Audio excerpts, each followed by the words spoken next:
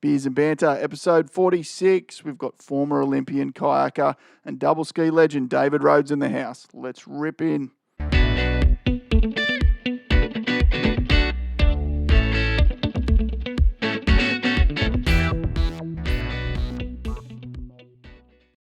As always, we're really appreciative of the support from the guys at Gripstar Socks. Gripstar Anti-Slip Socks feature panels that create traction that improves speed, acceleration and stability.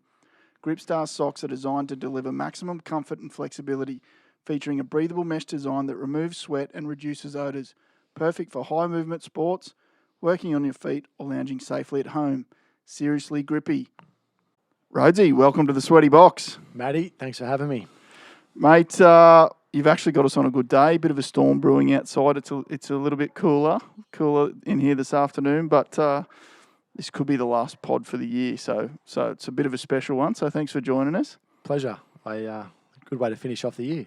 So what we'll do straight off the bat, I think you need a beer in front of you. I did. I did say I was empty. So seeing as though you're a Byron Bay boy, I went for something from your hometown, the hazy lager from Byron Bay Brewery. Mate, it's always good to fly the local flag, so I'm into it. The first one was good. It was quick. Get that into you. So, just off air, you'll give me a bit of a rundown. You're originally a Sydney boy, out on the farm somewhere. Yeah, western suburbs. It was a place called. I was born in Camden Hospital, and then lived at a little place called Tarmore. Now it's considered the outskirts of Sydney. It's just normal. Does that make you a Magpies fan, or what? Nah. What do you follow? No, don't follow the footy. Melbourne Storm, mate. Storm. They went around then, but jumped on the Storm early on. That's all right. I like it. Yeah, but anyway, I grew up in Tarmore, but mum and dad worked pretty much 7 days a week building pools and tennis courts. And then they went for a holiday up to this little place called Byron Bay.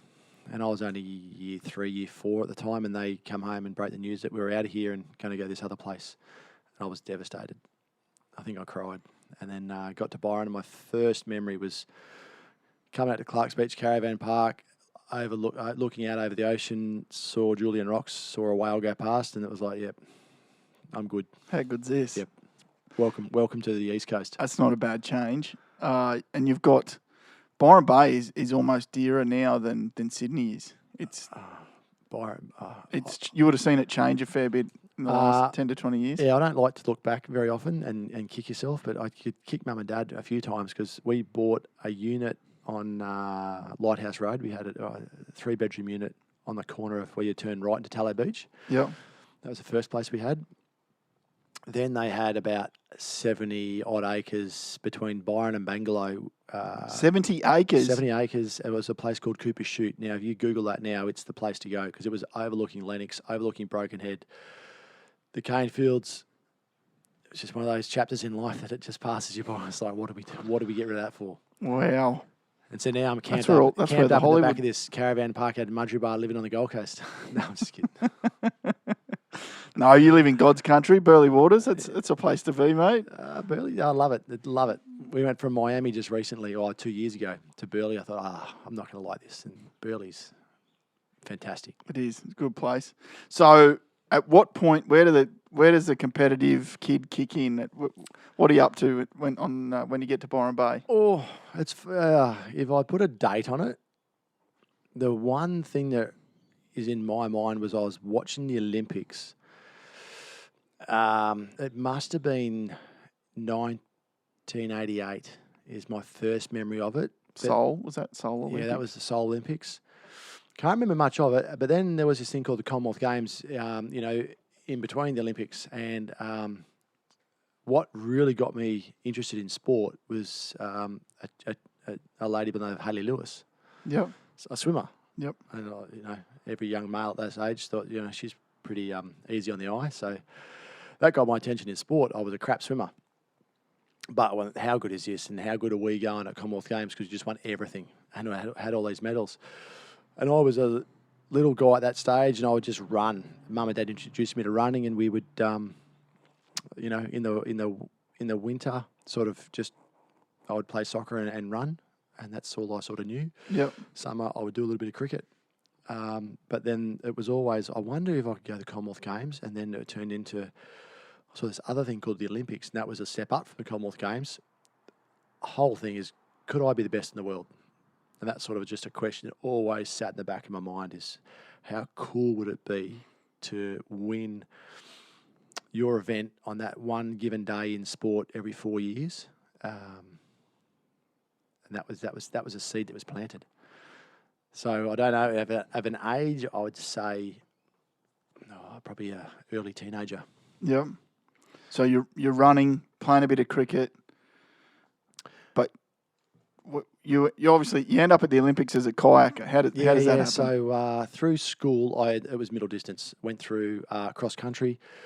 Every year did more and more training. So I wasn't regimented as an athlete of you must do this thing. I'd run, I'd play cricket, I'd play soccer, and then got introduced to a surf club and do a little bit of that.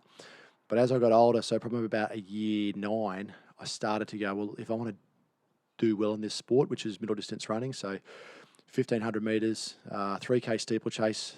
It's like 100-metre hurdles, but the hurdles don't move; they're solid. And then cross country. You got to start doing the hours and the kilometres on the track or around a cross country course. So that was when we were living in Cooper Chute. We had 72 acres. I'd get the mower and I'd just push it around the 72 acres, just a single track, and I'd make my own course. And then I'd time trial myself around it. So I'd go up and down, undulation, through the creek. So I'd get used to running through water, mud. So my weekends where I'd cut the grass, I'd mow my track, and then I'd run it, and that was my home track. And then I'd run to school and from school every second day. And I'd got 3 sisters, so I'd give my school bag to them, and I'd race the bus to school, and I'd race the bus home from school. Yeah. It was good at school because this sounds like the start of a movie. It was a lot of fun. And then, I got along with the teachers, or the PE teachers I got along with. So then I'd get sort of out of class at lunchtime, and I'd go running at lunchtime, and sort of, it was not a bad place to grow up at Byron Bay High because we were on the beach. Is that like a common story when you get to the Olympics? Like the people there, have they all had that sort of isolated, just dedicated to their sport moment? Like you're describing like something that could be the start of like an Australian sporting movie where the young fella in the country just plugging away doing his sport on his own homemade sort of track. And it's sort of like reminds me, is it Anna Mears from Rockhampton that was sort of I riding saw she did the it was an episode with her with Arndo. I can't remember what they call it, but it was one of the most intriguing episodes I've seen. But she's got a better story, mate, because she won. That's all right. Story. Don't worry about that. But it's sort of like the old Nutrigrain ad. Do you remember the Nutrigrain ad that was like a paddle board, but he had wheels on it because he was from the country? And do you remember that? It was probably, I don't know, 10 years ago or something. No. Or the Country Boys, or the Couldn't Go to Gold movie where the boys are chopping down they're on the banana farm and they're training. And the next minute this was early. That was early for me because I wasn't crossed over into surf, but I know of it. Yeah, and I remember the movie. But it's just what you're reminding me of. Country boy. Well, it was setting your own track. If you go through our year at Byron was it was an early school. It was a brand new school, and I got in at I think we started at 87 I started high school. I finished in 93, but it was only 2 years, I think 2 or 3 years old when I started. So it was the first year 12 because they started from year 7 to year 10. Yep. And then every year after, obviously, went to year 11 and year 12. Because my older sister, she was the first in year 10 and finished off in year 12. But our school year in year 10, we would have had, so if you look at, I suppose, people that were successful outside of school, and specifically the ones I know that in the sporting environment, we had a couple of NRL players who played first grade. Danny Wills, surfer. Yep. It's a I don't know. This conversation goes either way, but another guy called Nathan Bagley, who was very successful early on, and then through one or two other choices in life, didn't go so well for him, but at school and out of school early on, really successful. We might come back to that. Yeah. Another basketballer played top grade in basketball as well. So there was this, and we didn't have a huge school. Not a lot of kids, but the top level across all different sports was pretty impressive. Is that because it's almost the Gold Coast, Byron Bay, and the Gold Coast is the sporting capital of Australia? So, do you reckon that was a bit of a it's a good region. It does breed sports stars. It's a great place to train and live, and you got any sport you want to play, you could play it. Yeah, in this area. On the coast, I mean, I'm a Mexican because I come across the border as well. But I think and I found this recently a few years ago. I was travelling. I met another family, and we were talking about the Gold Coast. We were talking about country towns, and something that resonated with me was kids these days don't get the opportunity to be okay with being bored. Yeah, and by that I mean you look at I use league NRL as a typical example, or AFL. Young kids in country towns, that's the only thing they've got. And they've got to excel in that to get out of there or, be their dream. And that's all they do. And that's for them, that might be being bored, but they become bloody good at it. And on the coast, we've got so many options. Like you could swim, you could run, you could be a triathlete, you could be a kayaker, you could be a BMX rider, you could be a cyclist. Motor racing. Take your pick. That's just off the cuff on this conversation, and it was, well, if you get bored with that, what's next? You just go and do something else. And we never, or if we don't made to focus on it, we say, we'll just try something else. And I don't know whether it's right or wrong because I've got 3 young kids, and that will be the journey I find out, probably the next 5 to 10 years. Yeah, I bought a violin at the start of this year. It got plucked twice, and now it's. It's I got a trombone. I got a trombone at home. It's like, mate, what are you doing that? I want to join band. Well, you got to play it. Should have started with a harmonica. That would have been nice and little, small, bloody violin. Anyway, becoming okay with being bored, I reckon, is a really good grounding for learning that nothing comes easy. Yes. And you want to be good at something, you've got to. Repetition is the mother of skill. So you're running backwards and forwards to school, but at some point the surf club calls. Well, yeah. So I was running. I got better and better and better, and got to year 12. Went to national all schools. Best result, but I just missed on our World Juniors qualification. So I think I got second in the steeplechase, third in the 1500, but I just missed my qualifying time. And being a precious athlete, I got the shits and sulked. Yeah. And thought that was the end. No, I just thought that was the end. I missed my opportunity because that was World Juniors. And I thought if I couldn't progress into World Juniors, I'm not going to be able to make the Olympics. So that was in year 12. So that was 93. Put a timeline on it. 2 years earlier, I think I'd sort of been introduced to surf club. And through summer, I'd, play cricket. But I said to you earlier, I worked out in surf club that there's females in bikinis, and that's a hell of a lot more attractive than sitting on the cricket field for 2 days on Saturday, Sunday and chasing the ball around. And I love cricket, but I thought I want to be an Iron Man. I want to be an Uncle Toby's Iron Man. I want to be Trevor Hendy. I can't swim. I swim like a brick. Throw a brick in the water, that's me. But then I thought, well, in the surf club, I knew there was a guy called Clint Robinson who'd won the Barcelona Olympics in 92. And his background was surf club. Wonder if I could do that. So my running sort of ambition had sort of diminished, but I always had in the back of my head, I'd just love to work out if I could be the best in the world. And started to paddle surf club. I worked out I couldn't swim very well and I couldn't paddle a board very well. And then it was like, man, if you can't paddle, if you can't do that, you've got one shot left. That's paddling a ski. What about a beach? You could have been a beach sprinter. Oh, no. I tried flags. It's nuts, not for me.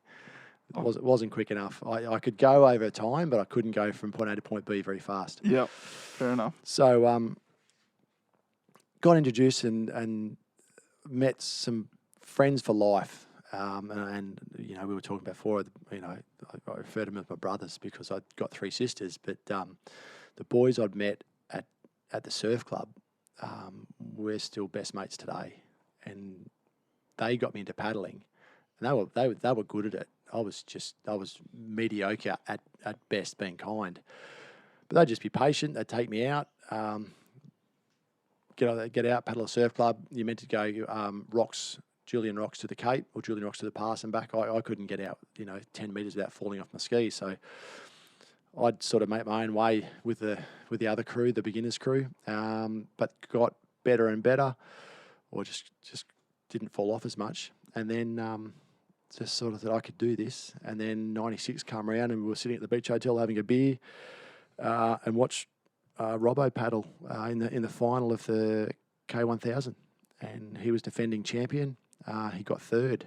I thought, wow, you got first, you got third. I could do this. I'm in. Put me in for Sydney. And then sort of decided that in '98, talk about being naive. Tossed him a job, had a full-time job. Went, I'm going to do this. And everyone's going, you're a muppet. You can't even paddle. You're going to give up a full-time job to go chase this Olympic dream? There's some mentality there that I want to try and unlock, and it's got to be in all people that have competed at that very highest level. And the Olympics is that very highest level.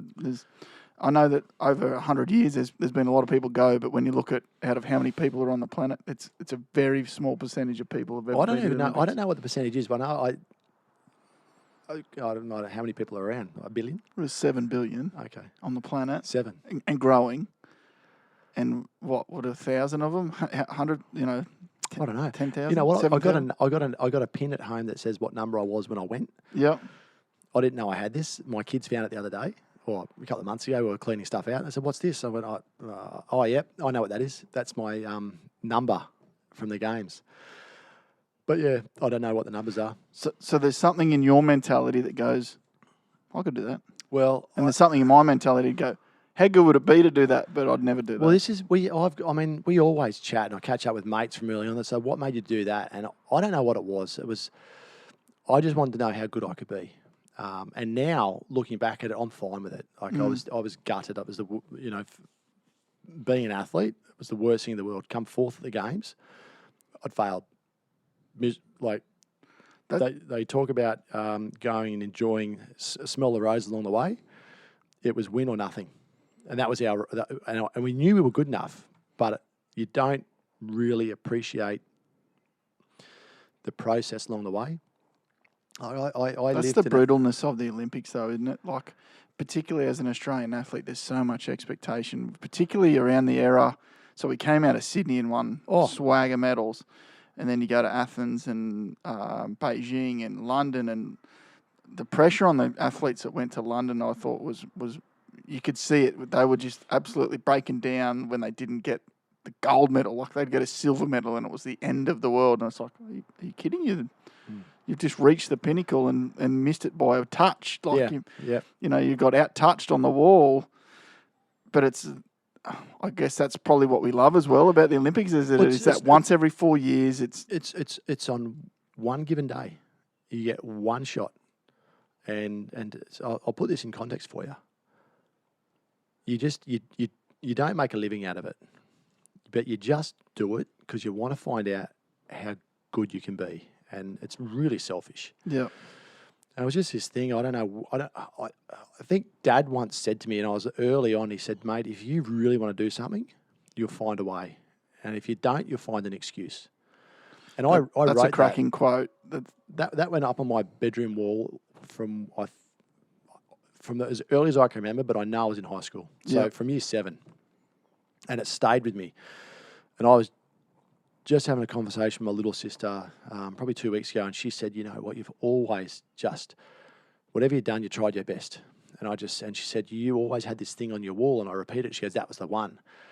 And that's where I thought, well, and everyone's got it. Everyone's got their own story, but that was what built me. And can I give it a go? And if I give it my best shot, and I'm not good enough, well, I've got to be okay with that. Do you appreciate now how special it was to be Oh, now I that do. close? And my 3 kids remind me of that every single day. And everyone's got kids, right? So that's everyone else's journey when they get home, and whatever day the work was, it doesn't really matter because you got 3 kids that say, "Hi, Dad, how was your day?" And don't even worry about your day. It's like, this is what happened to me. 100%. But now, and I didn't watch the race for, I don't know, 6 years, maybe once in 6 years. So did you take in the fact that you were in Athens? That was a really special Olympics at the time because it was the home of the Olympic Games. Like, I paddled. So I paddled a team boat event, and I paddled the K2000, and I paddled with a guy, Dan Collins. yep. That was his 4th Olympics. So I want to talk about pressure. He'd been to 3 more before me. At Sydney, he got 2nd, and he thought that was failure. But he'd won a world championship. He'd got bronze in Atlanta, 2nd in Sydney. He was one of my mentors when I'd made my first team. And then we built up a bit of a relationship.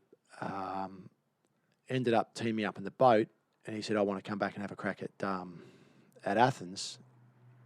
He was the size of a house when he decided to do that. I think it was about 125 kilos. There's hope for me yet. And then just started, tuning the weight down, and so we paddled a K4 together. We got the K4 and paddled that. That went pretty well. But we ended up in the K2 together. But now, at that level, is that something that, like you talk about the surf club that like Bags went, "I'm going to paddle with Rhodesy." But when you get to the Olympic level, do you get to go, "Oh, we're going to go in the boat together," or is it just you're all paddling at the AIS and they go, "You 2 blokes are in together"? I think it was late 2002, so I've been 2 world championships. He had spent 2 years out of it, and 120 odd. Let's be kind and say 125 plus. So he was keeping it on the quiet. He'd been sort of mentoring me, and I think it was just, well, they're the 2 discards. Oh, right. Because I was getting better, but his pedigree spoke for itself. But he saw something in me that he could teach me. I was teachable, and I wanted to learn. So we just got in, and the K4 worked. And then when the K4 wasn't working, when the K4 was working, we paddled in the pairs. The K2 would work quite well. Then for one long different story, the K4 shit itself, and we just couldn't get it to work. But our K2 was going really, really well. So we just said, let's just keep paddling that. And you got to make the... So is that saying the other 2 blokes in the K4 were no good, or just didn't gel with you? For some reason, we'd gone from being on the pace to the boat just not working. And it was like, this is not rocket science, boys. Just work your stuff out and make the boat... They talk about something about making the boat run.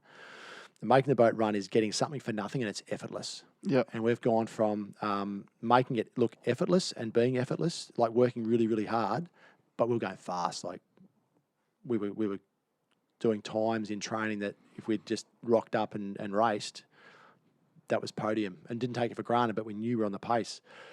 Something just happened that just went out the door. Yeah, and so right. we're trying harder than that and just going like 4 or 5 seconds slower and killing ourselves. And it was like, talk about imploding. And how do you unpack that and go, well, shit, this is not great? Because we had to qualify the year before the Olympics. You got to qualify at World Championships. We'd gone from top 6, we got an automatic qualification, to B final. That's like 10th. Yep. And then we finished 12th. It's like, we didn't qualify. You got to come back the next year and then cup top 3. And if you don't get top 3, you're out. And that in the K4, we were pushing a barrow of mud uphill, and it just didn't work. And then the K2 was working quite well, so we just stuck to that and just thought, let's give it a go. And then got the opportunity we had to go to Poland in, let's call it May.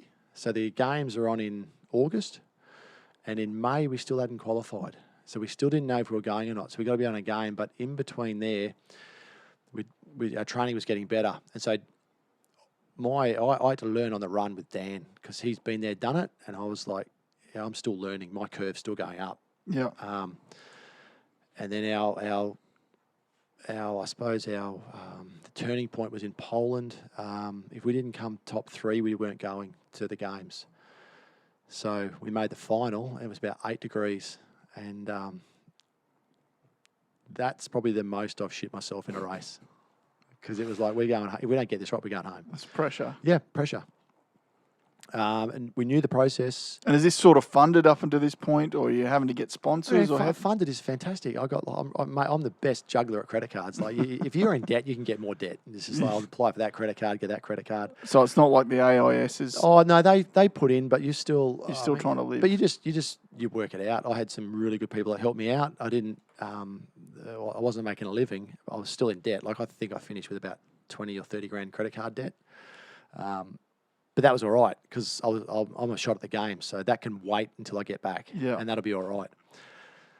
So we raced the final, and at the 500 metre mark, the race plan wasn't going to race plan. We were about 5th, and we're coming through with all the other crews that haven't qualified either. So everyone's as hungry as we're you. on, and we're coming through the 500 metre mark, and I'm thinking, we're not on. We're in trouble, and Dan just sat up in the front of the boat and went, "No, we're not done." And that was when I started to learn that you got to sometimes. Are you talking to each other? No, you're just all on feel. Yep. And you just move a little bit, and you just pulled the boat forward, and went, "No, we're not done." And we just he's got the momentum. I'll go with him. We started chugging through the field. We're going from 5th to 4th. Moved through. I don't know if we got to 2nd or not, but we got 3rd, and we qualified. And then from there, we went to Rhodes, and Rhodes is in Czech Republic. Got 3rd in the K2 500, got 3rd in the K2000, and just started to get our race pattern together. Started to believe that we could move this boat together. Went to Germany, raced Duisburg, another World Cup. Same field as the games. We're just 7 weeks early. Yeah. We won it. Run at a pretty good time. I think at the time it was the 3rd fastest time in history that had ever been won in that event. Wow. I thought we're on. That was on a big training load.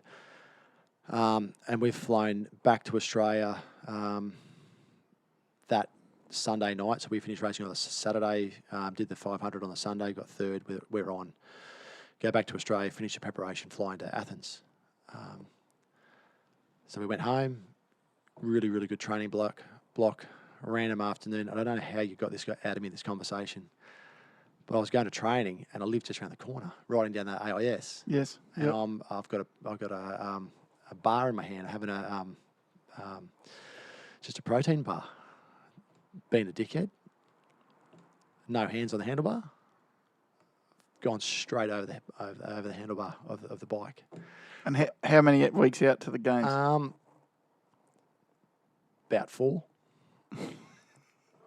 So, folks, for those that don't know the Gold Coast, it's literally probably about 1 kilometre from the sweaty box is the AIS. I was coming down the back into the soccer field, so that little down off Bard Nav. Yeah, just to pass the golf just course down there somewhere. Yep. Anyway, I wasn't paying attention, and you think that close, you just watch what you're doing. Come out, we've just gone over the handlebars. Wheels went out from underneath me. I've come off, got skin off me everywhere, got blood coming off my head, got it off my hands, got it off my shoulders. Walked into the gym, and we're never late for training. And I think we might have missed, in 2 years before that, I might have missed less than 5 sessions. I'm late, and Dan's gone, "You're late." I said, "I know." "Oh, you all right?" "Yeah, I'm good." And then he's looked at me, and anyway, straight in the gym. I couldn't pick up the weights. I bluffed my way through it, got in the water. I couldn't hold the paddle properly. He's just gone, said a couple of choice words. I left, rang the physio. He was up here, gone over to him. He's just gone, "Mate, got to get it x-rayed." I said, "It's pointless getting it x-rayed, because if it's broken, it doesn't matter." So all we did, we just, and it was painful. And I'd gone home and then walked in the door, and I was... So the skin off was the least of your problems by the sound of it? Oh, no, my wrist, I right through here was just, I'd pretty much... Is this an exclusive you're giving us here, Rhodesy? Does anyone know this? Anyway, let's talk about pain, right? Yeah. And everyone's got... If you want to do something, you will. If you don't... You'll find an excuse. I don't. Also, Kasha knows about it. Dan knows about it. And whoever's listening to this might find out about it. But anyway, I walked in and I've gone, oh, I'm white. It's about 3 hours later. I'm late for training, late for dinner. And anyway, for the next week and a half before we flew out, just literally taped it, like plastered it. And then when we raced, I just took it off, so you couldn't tell. Didn't change. You know what? Didn't change anything. We nailed it. We had our best race, just weren't good enough. And then I was filthy on the world for a couple of years afterwards. I imagine that's pretty hard to come out. You didn't look to go to Beijing, or you'd missed your window, or you'd felt No, your window? absolutely. So we come out of Athens, and we knew our race plan, and we knew we were on, but we also knew it wasn't going to be easy. So when you said it was a good experience earlier, because I'd been with Dan and it was his fourth games, we didn't go into the opening ceremony. We just stayed out in this little place I think called Yanitsa. I think it was like a couple of hours plane ride. I was good with that because I didn't want to get distracted. I just wanted to stay in my little bubble. Yeah. We watched the swimming because the swimming's on the first week. You know, it was just like we'll turn on and watch it. But we weren't living and breathing it. It was just like we were in training, and that's where we were. And then a couple of days beforehand, when the rowing finished, we flew in like rock stars, because where you were, the police would just take you into the restaurants. They'd do bomb checks. Then when we were flying to the airport, we had like a motorcade. Wow. Rocked up at the games, and my first experience was us rocking in. We were only 2 days out from racing, and they just go through. You get all your uniforms. And then out to our little sub-site, get on the course for the first time, I think, 2 days before we raced. But we, got used to it. There was just like another course, so we're okay. But you missed a bit of the... So you were in the main athletes' village, or you're in a different spot? No, we were out in a little sub-area, and I wouldn't change. I was okay with that. Yeah. So some people go, oh, you missed the Olympic thing. It's well, my whole thing was I got a race to do, and I'll enjoy that afterwards. Yeah. If that's okay. But because everyone does it, everyone's got their own preparation. For sure. And then, so we didn't, we just stayed out. So when we finished on the Friday. The Olympics finished on Sunday. So we had Friday night, Saturday night. No sleep. More. Yeah, Friday night was a long afternoon. We sat there and drowned our sorrows. And then Saturday night, caught up with some other mates from different countries, had a ball. Yeah. And then flew home, I think, late Sunday night or early Monday morning. And that was just back into work. I'll go get a job because I didn't have one. And 30 grand worth of credit card. Yeah. But you know what? When did you have a family at that point or not? No. So I was dating Kasha. So yep. She and I hooked up in 2001.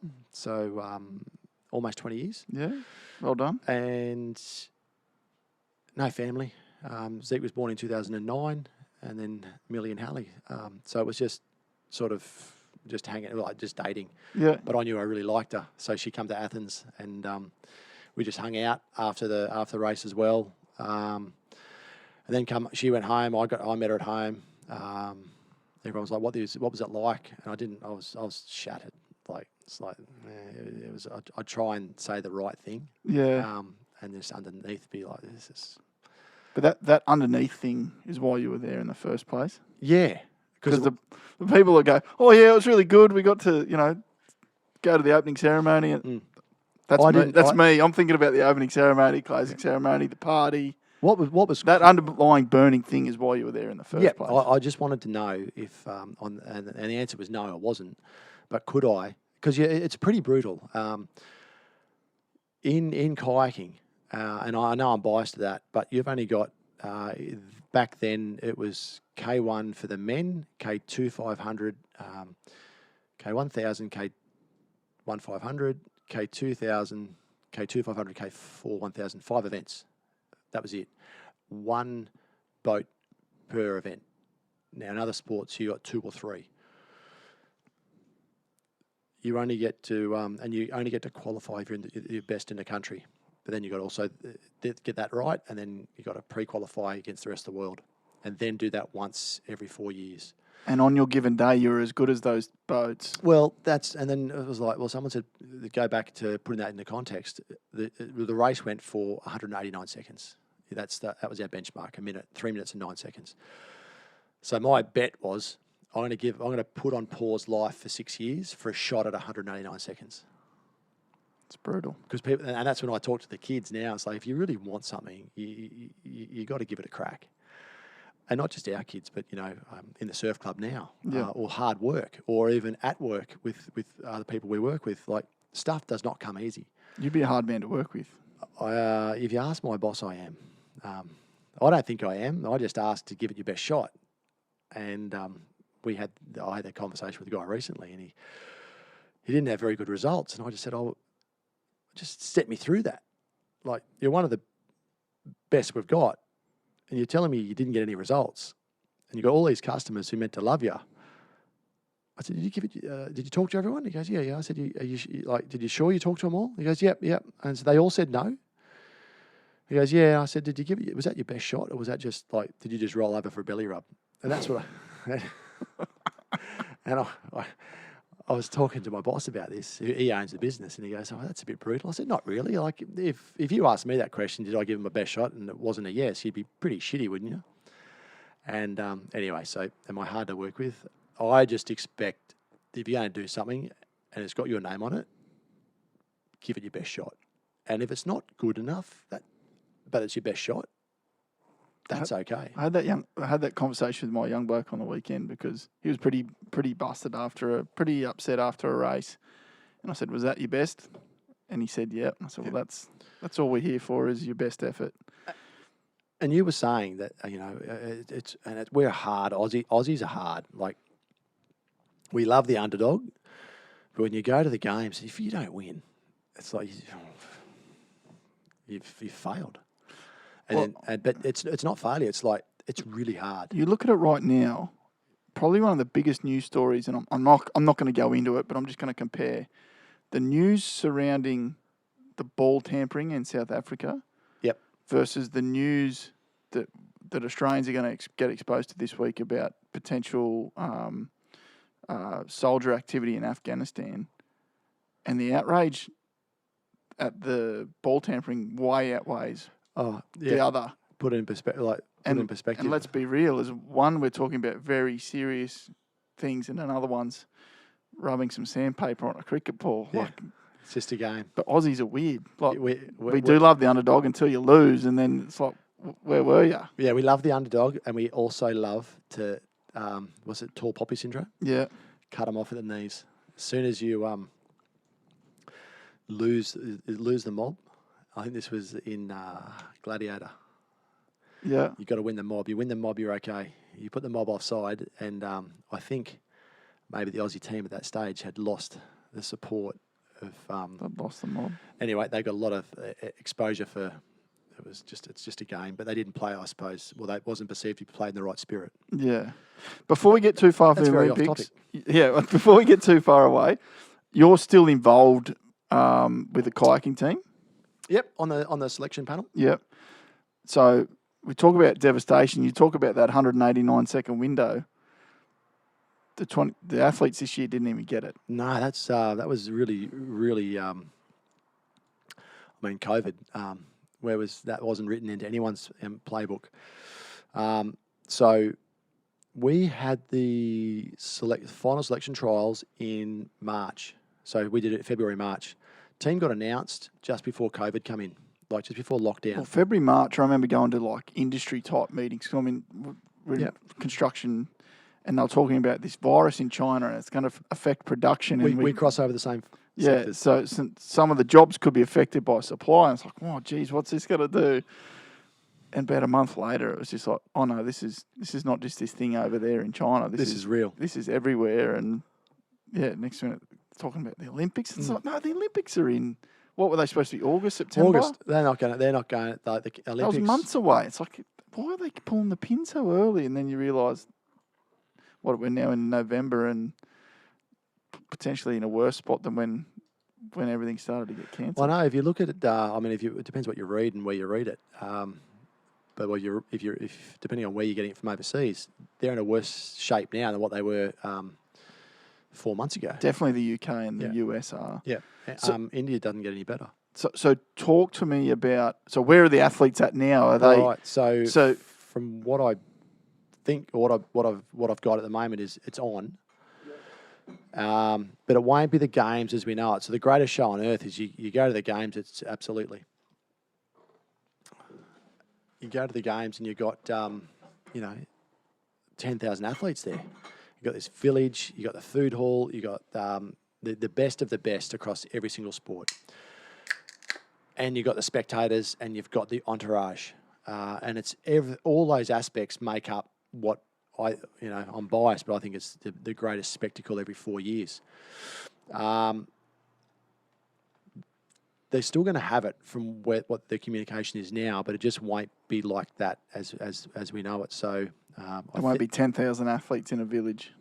No, so I think you'll go into your hub like they have done in footy, or when they've done I suppose the Formula One or the US Open. I think was a really good test case. Can we operate a big sporting event and make it business as usual just without spectators? So if you go to your individual world championships every year, the show isn't as big but everything else that goes around it isn't as big, but the performance is still the same. And when we train day in, day out, we haven't got an audience there either. And if you paddle a kayak in Australia and you go to the national championships or the Olympic selections, guess what? You're generally in Sydney. You've still got 9 lanes. It's 1,000 metres, but there's no one there. Yeah. So I don't think for the Aussie athletes it'll be any different. What will be different for them, though, is I don't think they'll be in a village. They'll fly in maybe a day or two before the event. So you'll be in your hub, in your daily training environment, which more than likely will be in Australia, because it's a shorter flight from Australia to Japan than what it is from Europe into Tokyo. Yeah, right. And the time zone is a lot more favourable. A lot less jet lag. We're only 2 hours difference. It's the same as flying from Brizzy to Perth. It's just normal. Yeah, right. So you can literally fly in and be on the ground and not get jet lag and come in, but the European athletes will be literally reverse, and it hurts that when they come to Sydney and meeting, having mates who I started to get to know, they just dreaded coming to Sydney. Like when the Olympics run in Sydney, that would have been awesome for a home Olympics. I experienced as a spectator, but all the other guys just so far, and we would do that. Return journey twice a year, every year, because we have to go to Europe for the World Cups, come back, and then go again for World Championships or the Games. Yeah. Just sit on a plane for 24, 35 hours in transit, and that's just normal. So they will go in, they will compete, they'll come home. There'll be no opening ceremony, no closing ceremony as they know it, no big food halls, sort of in and out. And then, But that can't be the same day. They're going to have to accommodate them over a number of days, or you would think, or not? they'll have little sub-sites. Yeah, right. We had a sub-site when we were competing, and it was just you just some people where you rent a home that you'll fit the team in, like your kayak team's not that big. So how did it affect? Would training have changed by the time the games got cancelled, or you're really not tapering into the games by that stage yet anyway? Like what did the athletes? So they've got to March, probably April, thinking they're heading to the Olympics. Oh, and then it was, I think it dawned that the games weren't going to be on. Do they have time off then and come back to it? Had a mental break, and for us, I think it's been really, really good because we got a great team, and a young team, especially in the men's team.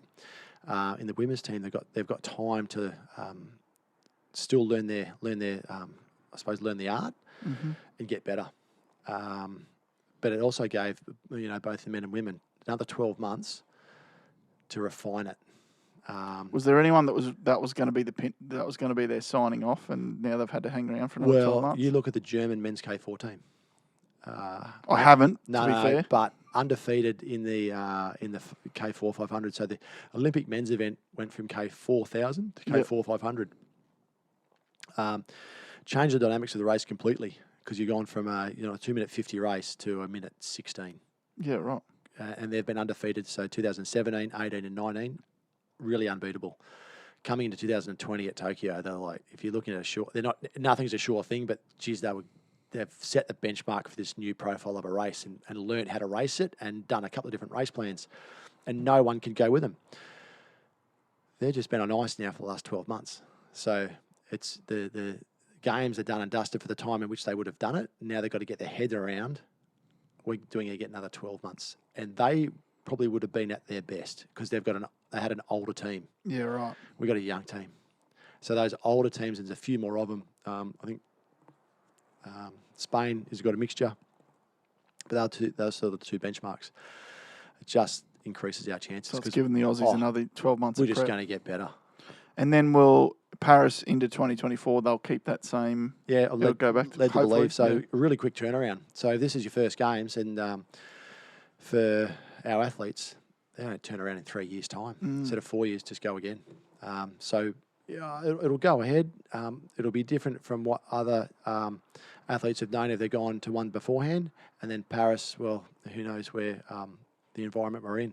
That could be our new normal. Yeah. Where it's fly in, fly out, race and, get out.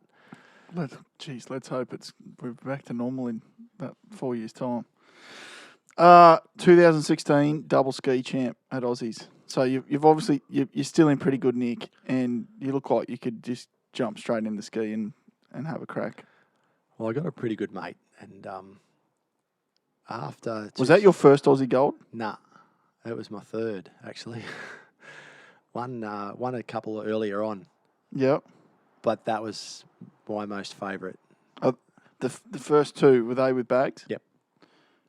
2001, 2005. They don't appear in the results list. They're there. They're there. The Olympic ones are still there in the Worlds. You're looking for a bite, you're not going to get one. No.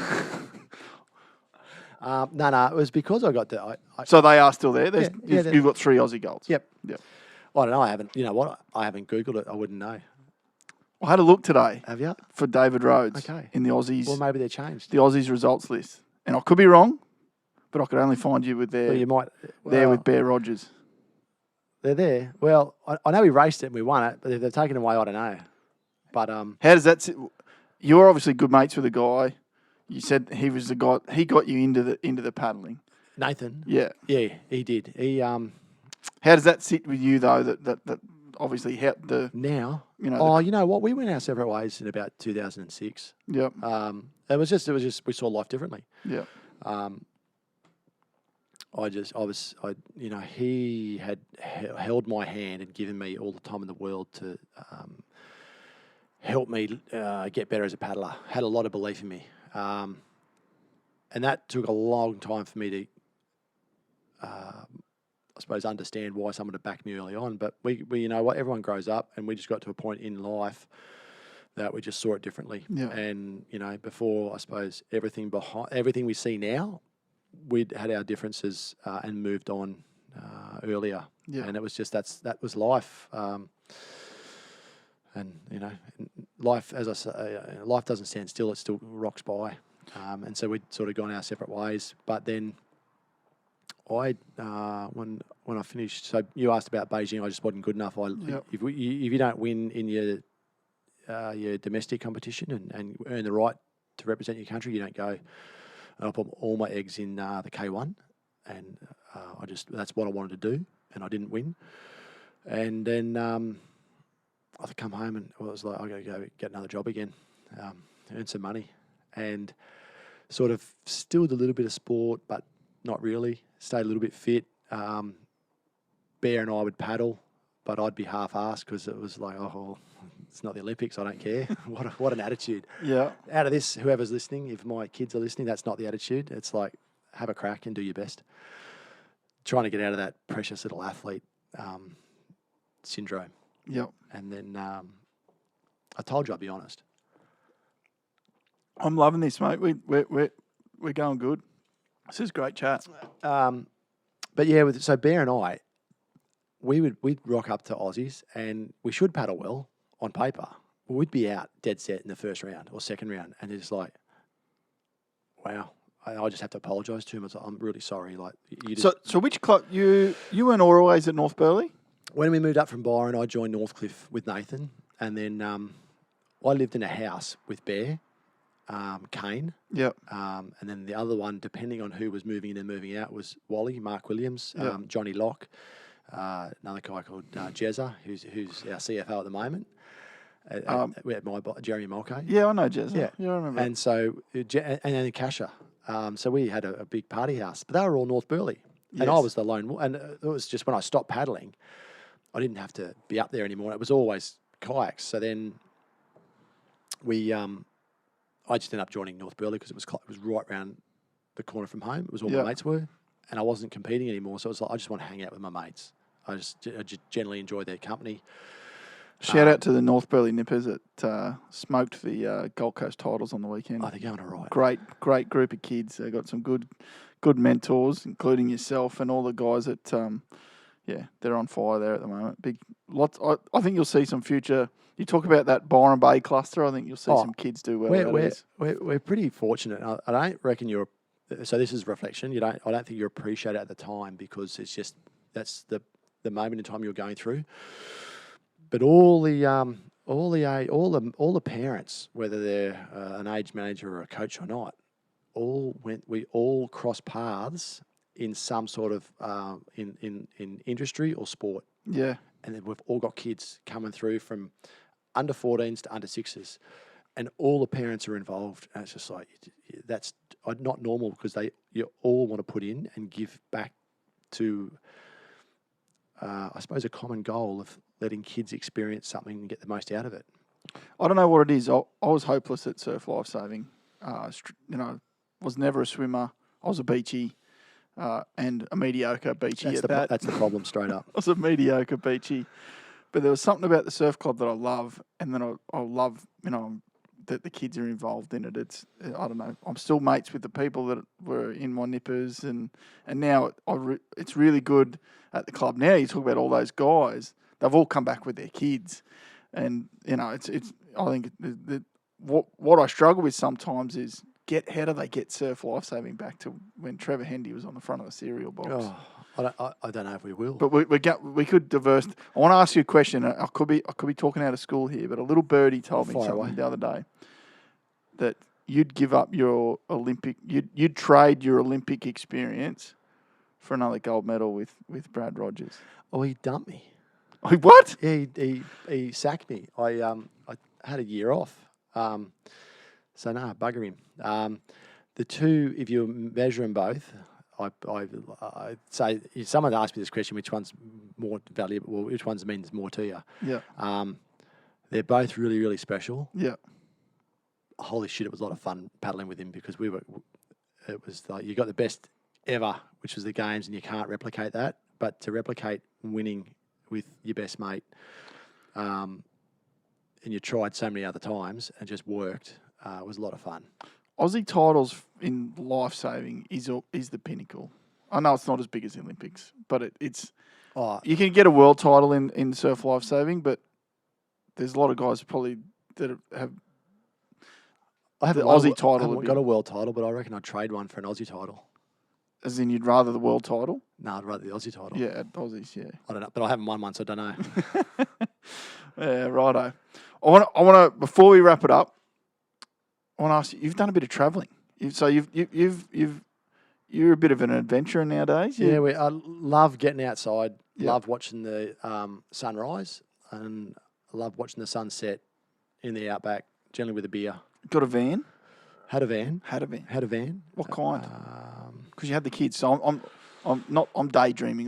We're nowhere near close to it, but I'd love to just pack it all up. Yeah. We had a majestic night caravan. Yeah, righto. Is pretty that bunks? 3 bunks for the kids? Yep. Triple bunker. Yeah, righto. Took us to some pretty good, bloody good spots. Yeah, righto.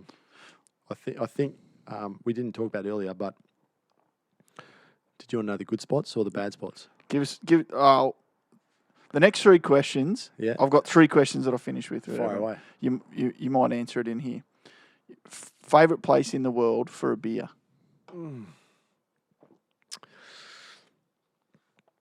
All depends what mood I'm in. Yeah. I'd say a lot of memories come back to the beach hotel at Byron Bay. You're the second person that's answered that question. AJ, Adam Jeffrey was Okay. Also said beach hotel. But for a consistent, my favourite time to have a beer is sitting down the back of where we are now, sitting down with Kasha and having a beer.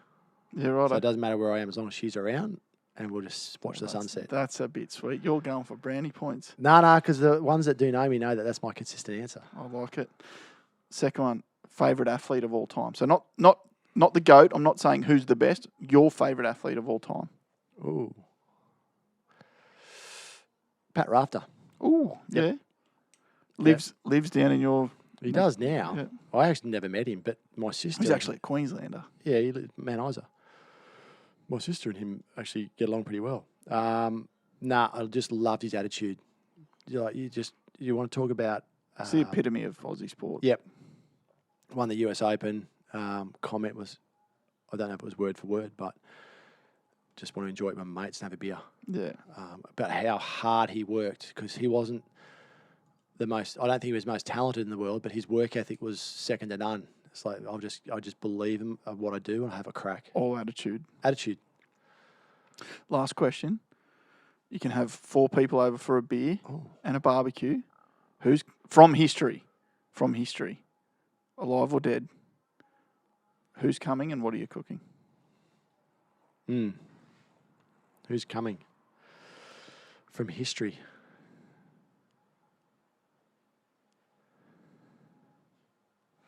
You put you on the spot. Sorry, usually I clue everyone up. No, mate, I'm flying blind with this question. I'm just going to, off the cuff.